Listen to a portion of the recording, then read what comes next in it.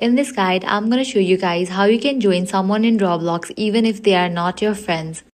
So first thing you want to do is launch your Roblox, then navigate to the profile of the person whose server you want to join. Now, right click anywhere on the screen, select the option Inspect. This will launch Developer Tools. Now over here you're going to find different option, click on the option Network. If you don't see it right away, click this small arrow to reveal more tabs. After opening the Network tab, refresh the page so the data loads properly. Now scroll through the list until you find a file that contains the player's profile name. When you see it, right click on it, select the option Copy. Then click on the option CURL. After copying it, go to the joiner website that supports this method.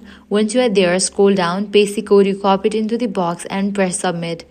Give it a few seconds to process and Roblox should automatically open and place you in the same server as the player you wanted to join, even if they are not on your friend list. And that's it. This is how you can easily join someone in Roblox without adding them as a friend. If this guide was helpful, do not forget to like, share and subscribe. Thanks for watching.